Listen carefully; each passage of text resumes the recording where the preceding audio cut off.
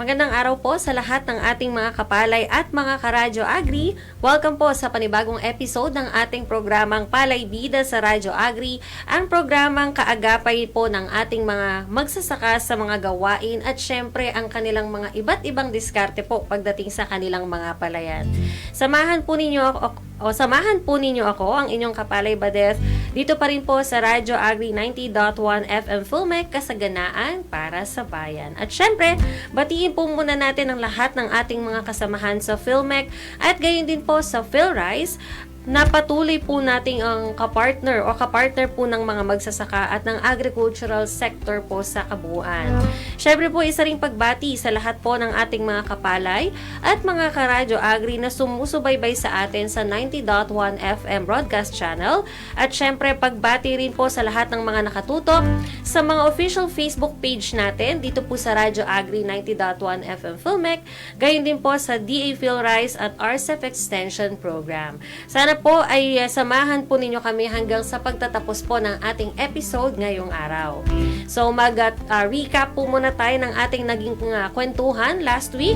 Sa atin pong nakaraang episode ay nakapanayan po natin si Kapalay Leonardo Marquez, ang Senior Science Research Specialist mula po sa Crop Protection Division ng PhilRice, and for the third time na nakapanayan po natin siya o nakakwentuhan ay patuloy pa rin po niya ibinahagi ang kanyang expertise at sa naging episode po natin last time ay ibinahagi po niya ang kanyang kaalaman pagdating naman sa brown plant hopper at sa rice steam borer.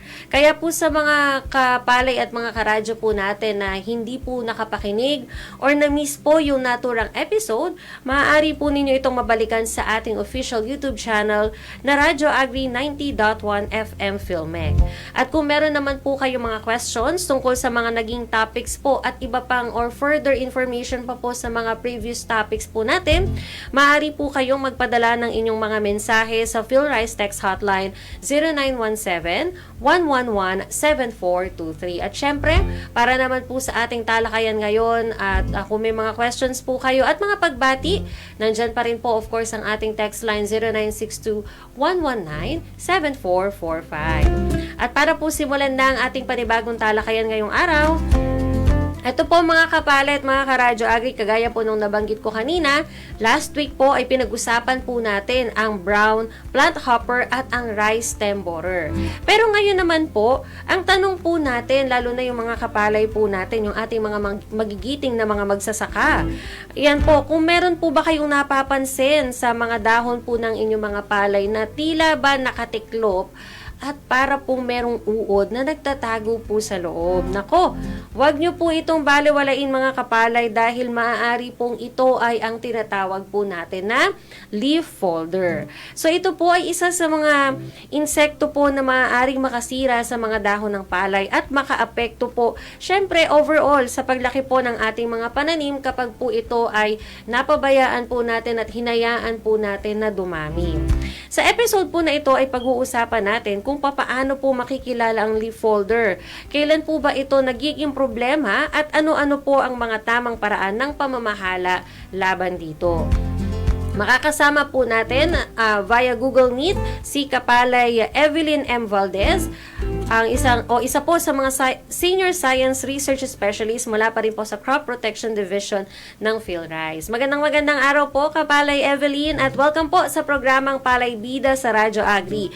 Bago po tayo magsimula ay batiin po muna natin ang lahat ng ating mga online viewers at syempre po ang ating mga listeners na nakatutok po sa atin ngayon. Magandang araw po sa inyong lahat, lalong-lalo na sa iyo Ma'am Babette at sa ating mga taga-subaybay sa ating programa. Magandang hapon po sa ating lahat. Ayan po. Maraming salamat po at napagbigyan nyo po kami na makapanayam or makakwentuhan po namin dito sa ating programang Palay Bida sa Radyo Agri. So simulan na po natin yung ating talakayan para po sa aking unang question, Kapalay Evelyn. Ano po ba itong tinatawag natin na leaf folder at ano-ano po yung mga dahilan kung bakit po dumarami po sila sa ating mga palayan? Okay, so ang leaf folder ay actually kino-consider namin yan sana as minor pest. But over time, kasi sa pag-introduce po ng mga high-yielding varieties at saka yung mataas na paglalagay ng abono at pag-spray ng mga chemicals or pesticide ng ating mga kaibigang mga magsasaka. So, dumarami po yung leaf folder. From the term itself, kaya siya tinawag na leaf folder kasi yung uod na ng leaf folder ay tinitiklop niya o pinufold niya yung dahon gamit ang silk o kaya yung parang sapot niya para mapagdugtong niya yung palay. Then, doon sa loob ng nakatiklop na dahon, doon po siya ngayon magtatago habang siya ay kumakain. Ngayon, paano siya dumadami? Actually, ang leaf folder ay present naman sa ating palayan yan all year round. Kaya lang mas prevalent siya tuwing tag-ulan. So, gustong-gusto po kasi nila yung mahalumigmig na, yung may mataas na halumigmig or mahalumigmig na panahon. Favorable din po sa kanila yung mataas na application po natin ng pataba or abono, lalong-lalo na kung ang inilalagay natin sa ating palayan ay mga nitrogen fertilizer. Favorable din po sa kanila kapag ang pagtatanim natin ng palay ay masyadong dikit-dikit o kaya ay masinsin or makapal. Then, kagaya po ng stem borer na pinag-usapan ninyo last week, mahirap din po siyang puksain kasi nasa loob po siya ng nakabilot na dahon. So, since nasa loob siya ng dahon, medyo nahihirapan yung mga natural enemies o yung mga kaibigang kulisap na sila ay kainin o puksain. At saka, hindi rin po sila basta-basta tinatamaan ng mga contact na insecticides. Kaya, yung contact insecticides hindi po ganun ka-effective pagka sa leaf folder kasi nga po ay nakatakip po sila sa dahon. Ayun po, oo, medyo challenging po. We can say na medyo challenging na i-manage po ang leaf folder dahil kagaya nga po nung nabanggit nyo, nagtatago po sila dun sa mga natiklop po nilang dahon para dun po sila kumain. So, medyo shy type po. Ito po nga pesty po na ito. But syempre, yung effect pa rin niya ay lalo na kapag napabayaan po ay talagang magiging destruction po siya at makakaapekto po sa magiging overall na yield po ng ating mga kapalay na mga magsasaka. At sana na-take note ng ating mga kapalay ang ilan sa mga masasabing favorable na conditions ng mga leaf folder na dapat pong i-watch out kagaya po nung mahalumigmig. No? Although hindi po natin control yung ating weather, but of course, meron po sigurong ilang mga paraan na maaari may share po sa atin mamaya kung paano po natin maimamanage yun. Gayun din po ang mataas na fertilizer application kagaya or lalo na po kapag nitrogen fertilizer at gayon din po kapag po ang mga tanim natin ay dikit-dikit at masinsin at makapal din po at the same time. Ayan. So, ito po, for my second question naman po, Kapalay Evelyn, paano po makikilala ng ating mga kapalay at mga karadyo agri yung leaf folder? Kumbaga po, siguro aside po sa nabanggit nyo kanina na nakatiklop po yung mga dahon at doon po sila nagtatago, ano-ano po yung mga sintomas or yung mga palatandaan na sila po ay nakakasira na rin po ng mga palayan ng ating mga kapalay? Unang-una, mayroon kasing 4 na yugto ang buhay ng leaf folder. Yung una yung itlog, yung uod actually ang destructive or naninira. Tapos yung uod tulog at saka yung adult or yung gamo-gamo. So yung gamo-gamo pag makikita natin, kulay brownish yellow siya yung kanyang pakpak. Tapos pagka when at rest, yung nakadapo siya sa palay, para siyang pa-triangle yung shape niya. Tapos mayroong 3 guhit doon sa kanyang pakpak. So ang role ng adult ay magparami lang, hindi po siya destructive or hindi siya naninira ng palay. Yun naman pong uod or yung tinatawag naming larva, yun po yung destructive na nasabi ko nga sa inyo kanina na ang ginagawa, pagkapisa sa kanya, pupunta siya sa gawing ibaba nung dahon.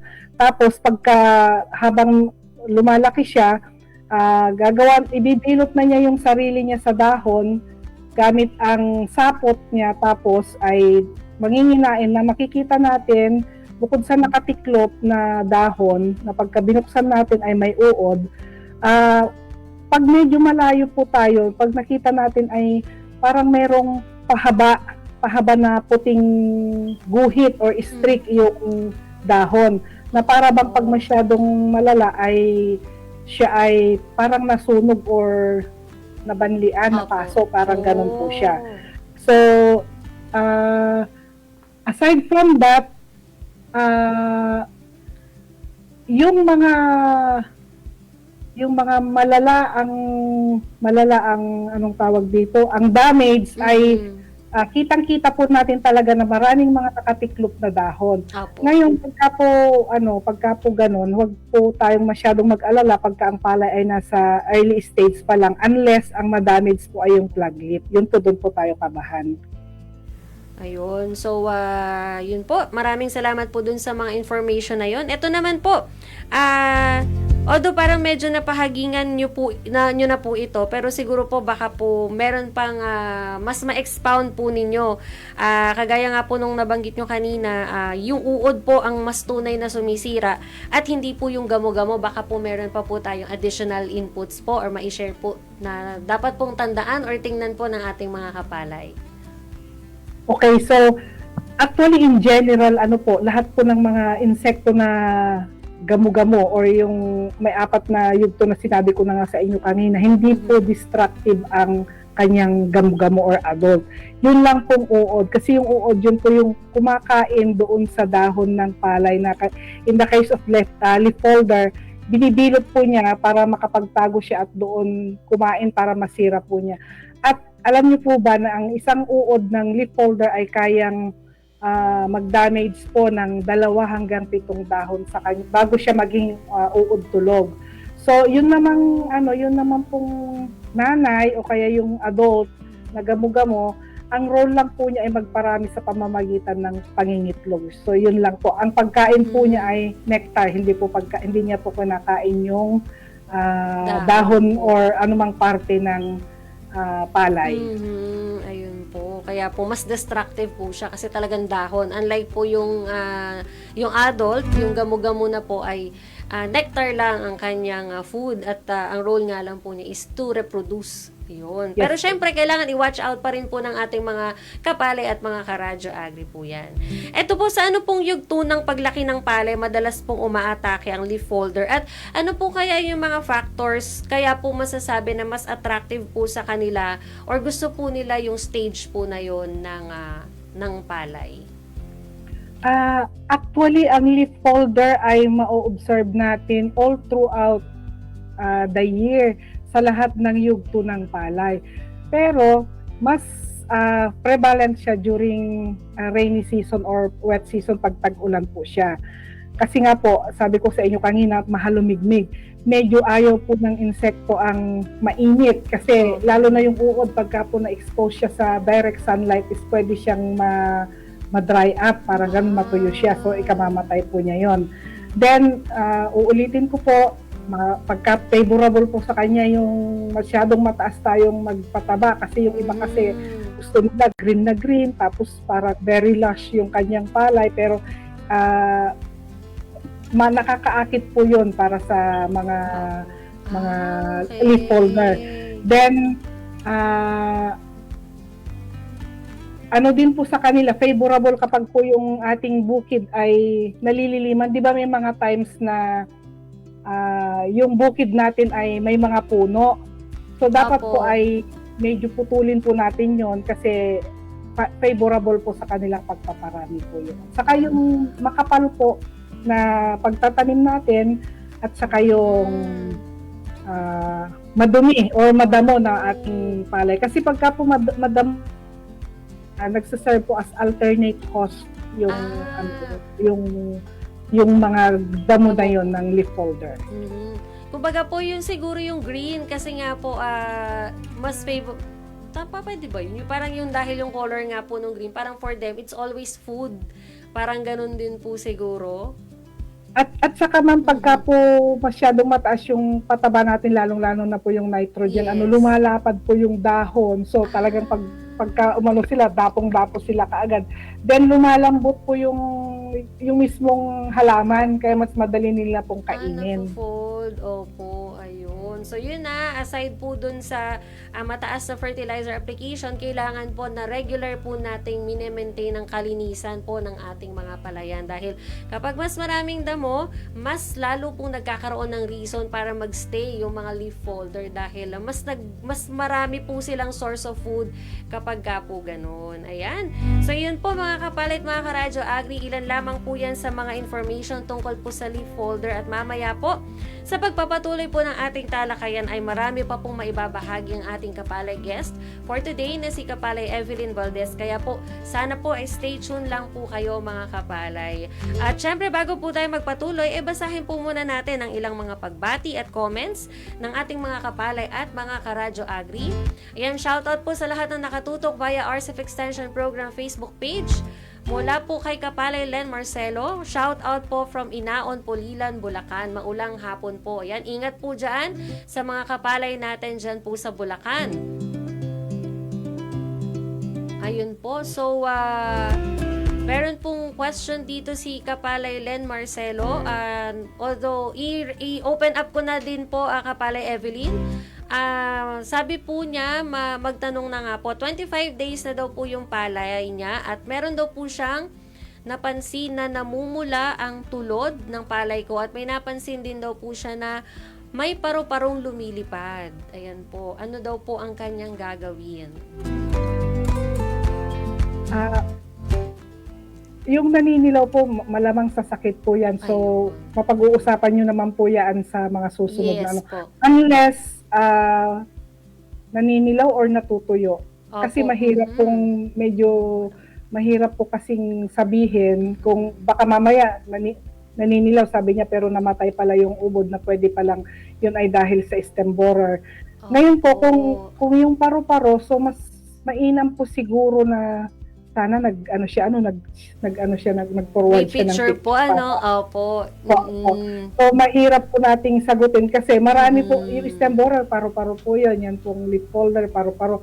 Yung mga harabas, paru-paro pa rin po ang kanilang nanay. Ayun. So, marami pong possible na kung ano man po yung peste or kung ano man po yung reason kung bakit po ganun yung yung nakikita po ng ating kapalay. So, don't worry Kapalay Len Marcelo dahil pwede nyo pong I think or I believe pwede nyo pong directly message po ang Facebook page ng PhilRice. At syempre po yung text hotline po, yung text center ng PhilRice 0917-111-7423 para po mas guided po kayo. At syempre, for sure po ang ating mga MAO o ang mga municipal or city agriculture office po ay mag-guide po tayo dahil may mga experts po tayo na maaaring makatulong po sa inyo pong concern sa inyo pong mga pananim. Maraming salamat po Kapalay Len Marcelo at sa pagpapatuloy po ng ating pagbati mula po sa DA PhilRice Facebook page. Ayan, shout out kay Kapalay Ian Supnad. Ayan, mula sa Anao. Maraming salamat sa inyong pagtutok. Ayan, shout out po kay Sir Jaime Manalo IV. Hi sir, magandang hapon po at salamat po sa pagtutok. At ito po, mula naman po kay Kapalay Celi Balbon. Watching from Paumbong, Bulacan. Maraming salamat po. Ay, eto po, Kapalay Evelyn, may isa pa pong question dito from PhilRice Facebook page mula kay Kapalay alias Mark.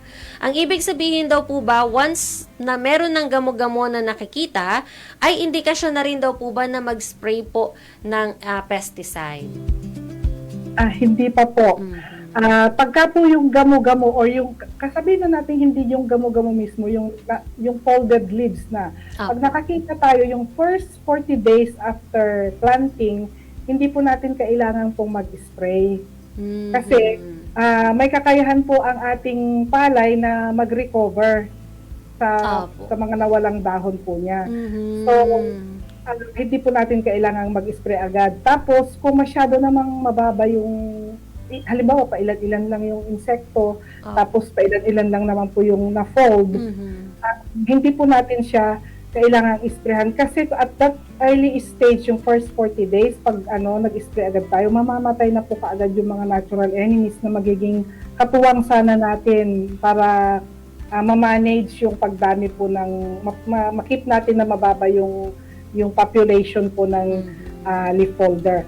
Unless kailangan nating mag-spray kapag ka ang na-damage na po ay yung flag leaf, sabihin na natin yung may folded leaves ng flag leaf is around 5 to 10% of the field. So kailangan na po nating gumamit ng insecticide. Ayan. So, syempre po, kumbaga, ang ine-emphasize din po ay hindi po first option or tanging option lamang po ang paggamit ng pesticide or insecticide. Ayan. So, again po, mandyan po ang ating mga MAO or Municipal Agriculture Office, ang ating City Agriculture Office para guided din po tayo pagdating po sa usapin naman tungkol sa pesticide or insecticide application. Maraming salamat po. At sana nasagot po, Kapalay Mark alias, yung inyo pong tanong. At ito po, shout out naman po mula kay Kapalay Jerry Francisco Ramilo. Ayan, katutok po from Oriental Mindoro. At sabi rin po niya, ayun, pag sobrang araw po sa nitrogen ay madaling magbilot sa dahon dahil po malambot ang dahon ang leaf folder. Ayan, to which yun din po yung na-share sa atin kanina ni Kapalay Evelyn. Maraming salamat po for sharing that, Kapalay Jerry.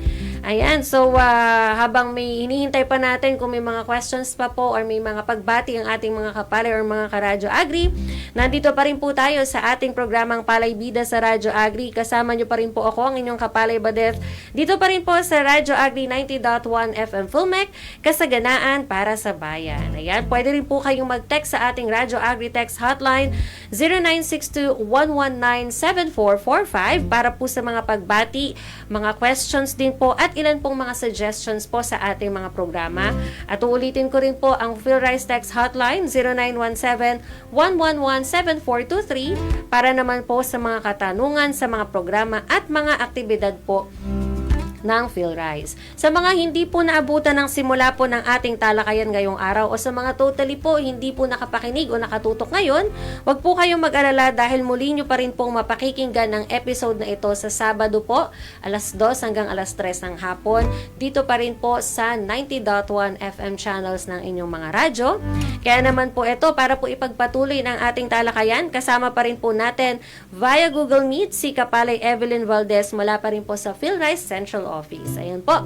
Kapalay Evelyn, para po sa pagpapatuloy ng ating kwentuhan, paano po naapektuhan ng mga leaf folder yung paglaki ng palay at syempre po yung pag-ani ng ating mga kapalay, lalo na po kung hindi po ito maaagapan or napabayaan po ng ating mga kapalay.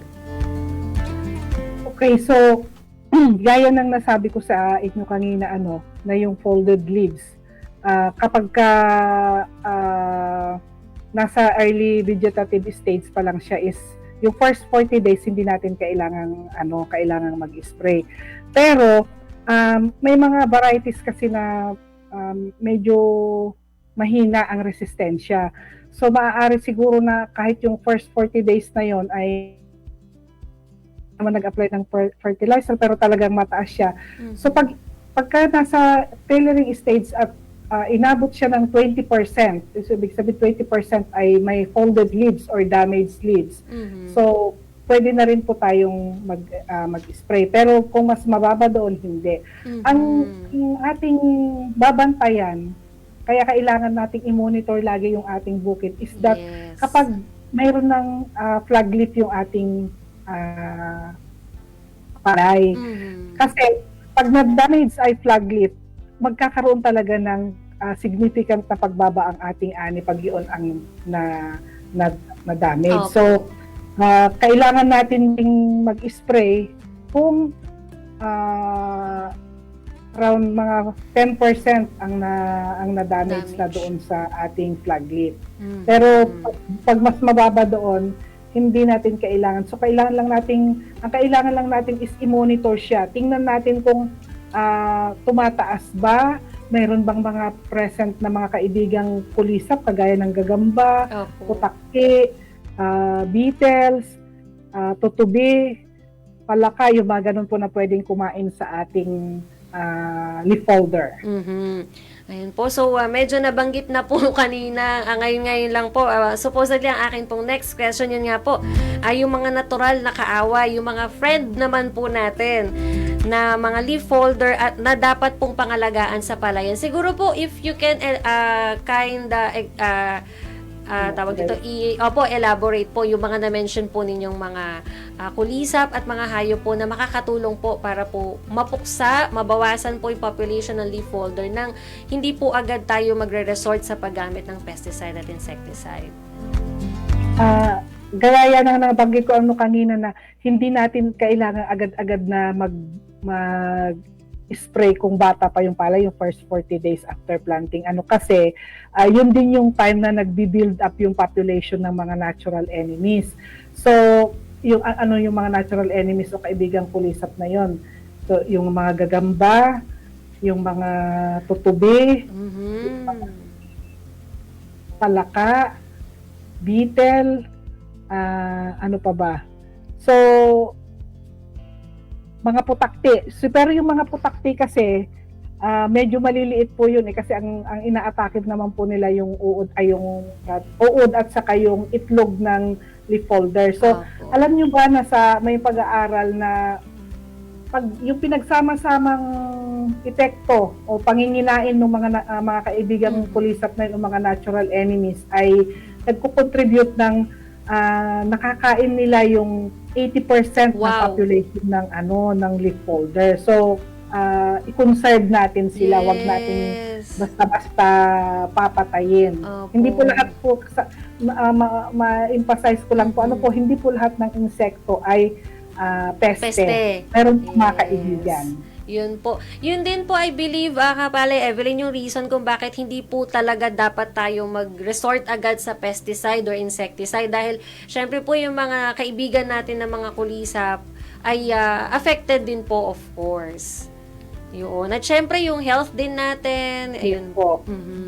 At saka sa environment. Yes po, exactly. Kaya po talagang gatmare, parang if all else fails, talagang nagawa na natin lahat pero mataas pa rin yung percentage ng destruction ng leaf folder. Tsaka lang po tayo siguro mag-resort on. But syempre marami pa po tayong kailangang i-consider.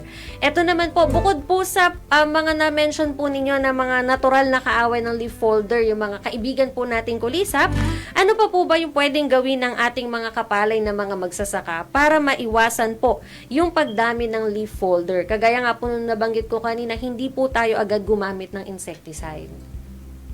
Yes po. So, unang pamamaraan po ay yung mga cultural management po natin. So, unang-una, yung balance application of fertilizer. So, huwag pong sobra kasi lahat po ng sobra ay masama. So, actually, maraming technology or ways dito sa PhilRice na nagawa para matulungan po kung paano i-guide ang ating mga kaibigang magsasaka kung gaano karami at kailan nila ilalagay yung pataba at anong klase ng pataba ang ilalagay nila sa kanilang bukirin. So, mabanggit ko lang po, mayroong yung tinatawag na MOWET or yung -1 element technique. Meron din po yung rice crop manager. Pwede rin po yung leaf color chart or pwede po tayong makisuyo. Bisitahin po natin yung ating municipal or city agriculture office para makapag-request po tayo na matulungan tayo na ipa-soil test yung ating bukid. So, pangalawa po, nabanggit ko kanina na dapat ay huwag masyadong dikit-dikit yung spacing ng ating tanim, kung lipat tanim. So, kung sabog tanim naman po, huwag po masyadong makapal or huwag masyadong masinsin.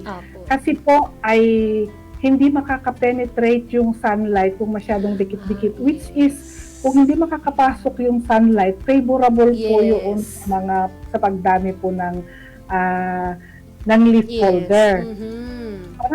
Yes po. So, pangatlo po, sanitation. So, cleanliness. Tanggalin po natin yung mga damo sa ating mga palayan sa mismong pinitak. Ganon din po sa mga pilapil kasi nga po nagsuserve as refuge or alternate host po yun ng mga peste. Then halimbawa po na nagkaroon tayo ng outbreak ng leaf folder, halimbawa po ngayon, immediately after po ng anihan, sirain na po natin. So, araruhin na po natin agad-agad yung ating bukid para nun po yung mga natitirang peste doon ay ma-expose kasi ma-expose sa sunlight, ma-expose sa mga kaibigang pulisa para kainin po nila. So, ibinumungkahi rin po na magtanim ng ibang crop or kung hindi man possible, magkaroon na lang po tayo ng follow period na at least 30 days bago tayo magtanim po ulit. At kasunod po nito, iwasan po nating mag-ratoon or sagibo sa Ilocano or magsangambuko.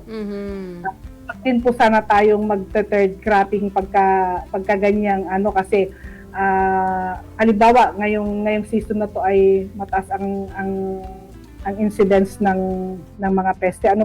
Pag po nagtanim po agad tayo, para bang tuloy-tuloy yung pagkain nila, kumbaga yung availability ba ng food. So tuloy-tuloy na mayroong pagkain, syempre nasusustain yung kanilang yung pagdami, yung kanilang buhay kasi nga laging mayroong So ang nangyayari kasi habang dumadami yung generation, mas dumadami yung population kasi imagine yung isang nanay pwede pong mangitlog ng 300. Wow. O sabihin mo nang hindi nabuhay lahat yun kahit nakalahati di 150 po yun.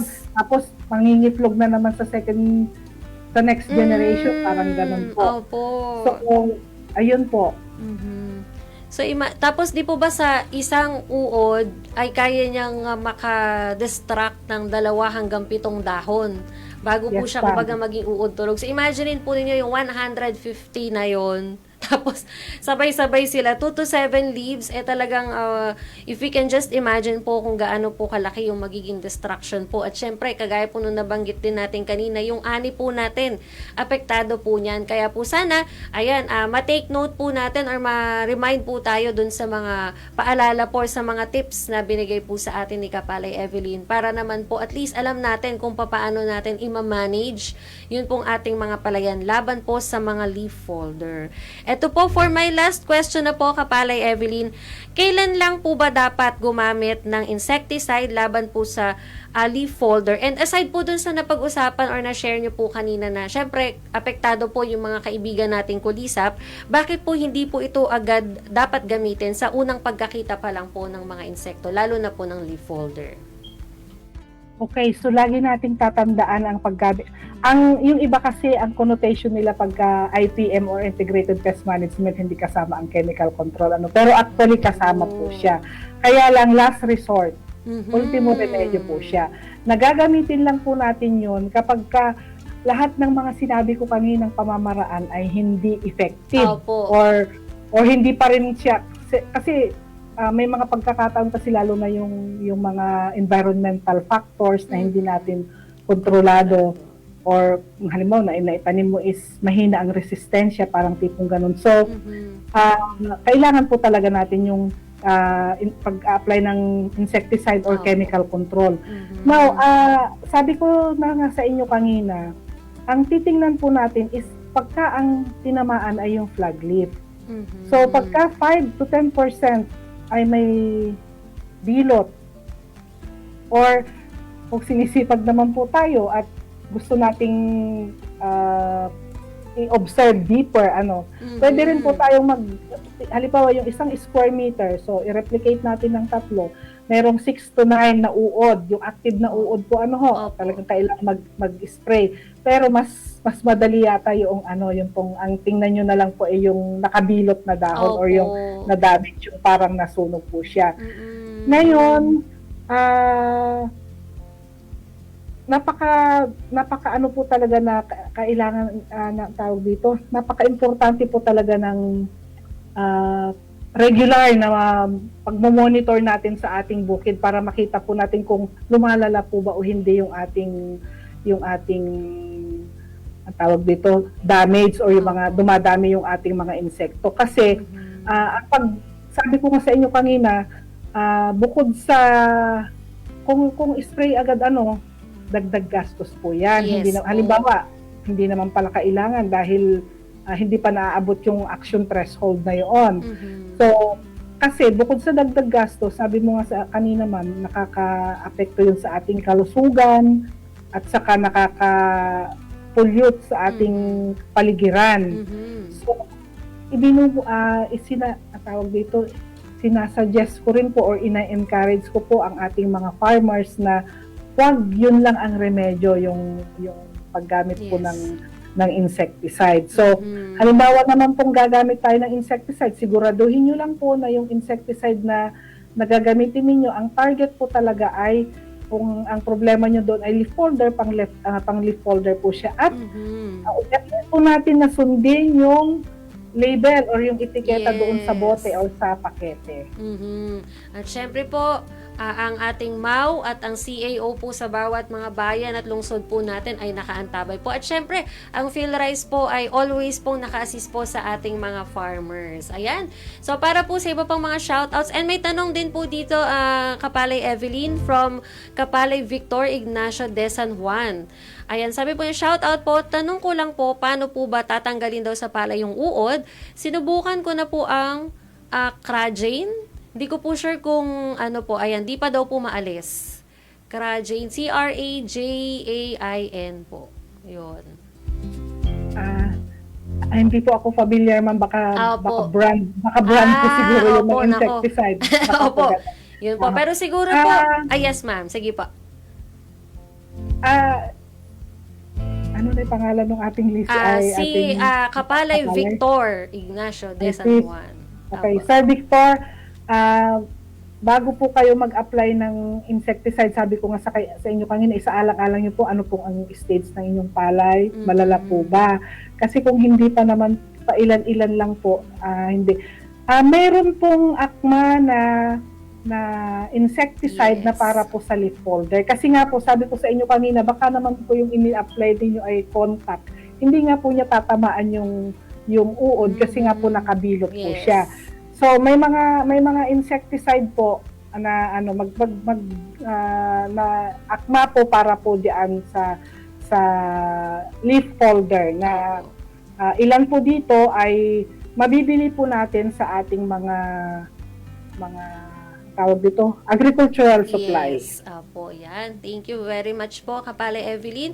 At ito po, para sa iba pang mga pagbati, ayan, mula po kay Kapalay Aldo Valdez, ayan, nakatutok daw po siya from CLSU, CHRRIM, ayan, shoutout po sa CLSU community, magandang araw po.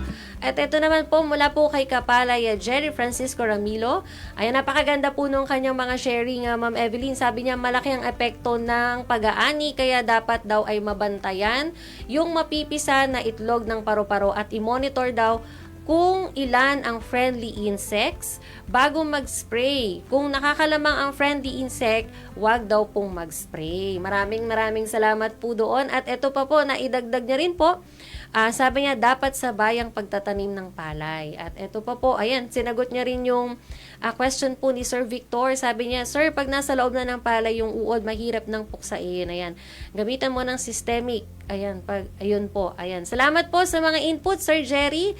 At ito po, mula sa suki na po nating Kapalay, every earring po natin, si Kapalay Irma Bacolod Amerna. Siya po ay nakatutok sa ating FB Live mula sa Santa Rosa City of Laguna at isa rin po siyang rice farmer. Ayan, and Sir Froilan Roque, watching naman po from Etchague, Isabela. Salamat po sa lahat ng mga nakatutok sa atin sa mga oras na ito. At ito po, maraming salamat po from this information, Kapalay Evelyn, sa inyo pong mga naibahagi at mga paalala rin po sa ating mga kapalay tungkol po sa mga leaf folder, paano po siya i-manage. Ayan, so baka po meron po kayong mga gustong i-shout out po ang inyong family, mga kasama po ninyo sa inyong opisina po na, at syempre yung mga nakatutok po sa atin ngayon, ma'am. Okay, so shout out. Hi sa lahat ng inyong mga listeners at saka taga-subaybay. Binabati ko rin po yung mga friends natin dyan sa Philmex, sina Sir Jong at saka Isis Davalos, si Sir Nelson Santiago. Yung mga kasamahan ko po dito sa PhilRice at saka sa lahat ng ating mga kaibigang mga magsasaka, yung ating mga kapalay. Maraming salamat po. Sana po hindi po ito yung first and last po natin na kwentuhan. Ma'am Evelyn Valdez, ayan po. And again po, thank you po sa mga naibahagi po ninyong impormasyon po sa amin. Ayan, nakasama po natin via Google Meet si Kapalay Evelyn Valdez mula po sa Crop Protection Division ng PhilRice Central Experimental Station. So at this point po, ay tara na po mag-proceed sa ating Palay Tanungan segment at syempre, kagaya po ng dati, bago po natin i-reveal ang ating Palay Tanungan ngayong araw, sagutin po muna natin yung ating Palay Tanungan last time. Ang ating pong Palay Tanungan mga kapalay ay naglalayong marinig ang presensya ng ating mga radio listeners. Paraan din po ito upang kayo'y aming makilala. Kaya po, yan, sali na po tayo sa ating Palay Tanungan. At ito po, mula po sa ating tanong last week na tama o mali, may iba't ibang paraan upang mapamahalaan ang brown plant hopper at rice stem borer. Tulad po ng sabayang pagtatanim, regular na pagmumonitor, balansing pagpapataba at pagpapanatili ng kalinisan sa palayan, pangangalaga po sa mga kaibigang organismo at paggamit ng insecticide bilang last option o huling option kung kinakailangan. Ang sagot po dito ay, of course, tama po. At eto na po ang ating Palay Tanungan ngayong araw. Ito po ang ating Palay Tanungan para po sa mga nakikinig po sa atin sa 90.1 FM channel. Kapag may nakitang isa o dalawang dahon na may leaf folder, hindi kailangang agad mag-spray ng insecticide. Mahalaga munang suriin ang dami ng pinsala at obserbahan kung may sapat na natural enemies na tumutulong kumontrol sa peste. Ang hindi kinakailangang paggamit ng insecticide ay maaaring pumatay rin sa mga kapaki-pakinabang na insekto. So yan po ang ating Palay Tanungan ngayon. I-text lamang po ninyo ang DZDJ space, pangalan space, ang inyo pong bayan, space ang inyong sagot kung tama po o mali sa 0917-111-7423. Again, DZDJ space, pangalan space, bayan space, sagot sa 0917-111-7423. At para naman po sa ating public service announcement, ayan mga kapalay, narinig nyo na po ba ang Palay Check System? Isa po itong science-based na gabay mula po sa DA PhilRice na tumutulong sa mga magsasaka sa wastong pamamahala ng palayan mula po sa pagpili ng dekalidad na binhi, tamang pagpapatubig, pamamahala ng sustansya, damo at peste, hanggang sa wastong pag-aani at pag-iimbak ng ani. Sa pamamagitan naman po ng mga key check o makahalagang hakbang na dapat bantayan sa bawat yugto ng pagtatanim, natutulungan po ang ating mga kapalay na makaiwas po sa sobrang gastos, mapabuti ang mga gawain sa palayan, at makamit ang mas mataas at dekalidad na ani. Kaya po, gamitin nyo na po yan mga kapalay. Ayan po, para po sa mga karagdagang gabay tungkol sa brown plant hopper, rice stem borer at sa leaf folder at iba pa pong mga problema po natin sa palayan, maaari po kayo mag-text o tumawag sa PhilRice Text Center 0917-111-7423 at bisitahin nyo rin po ang Pinoy Rice Knowledge Bank at i-follow na rin po ang DA PhilRice Facebook page para po sa mapagkakatiwalaang impormasyon sa pagpapalayan. At syempre po, huwag nyo rin pong kalimutan na i-like at i-follow ang DA PhilMec at Radyo Agri 90.1 FM Facebook page. Syempre po ang atin din pong official YouTube channel, X at Instagram accounts. Ayan po. Again po, maaari po ninyong balikan na mapakinggan ng Palay Bida sa Radyo Agri tuwing Sabado po yan, 2 to 3 p.m. sa ating pong 90.1 FM channel, at ang mga previous episodes po ng ating mga programa ay pwede nyo rin pong tunghayan sa ating pong official YouTube channel, Radyo Agri 90.1 FM Filmec. At yan po. Ako po ang inyong nakasama ngayong araw, ang inyong Kapare Badeth mula pa rin po dito sa Philippine Center for Post-Harvest Development and Mechanization. Dito na po nagtatapos ang isa na naman pong makabuluhang episode ng Palay Bida sa Radyo Agri. Dito lamang po yan sa Radyo Agri 90.1 FM Filmec, kasaganaan para sa bayan.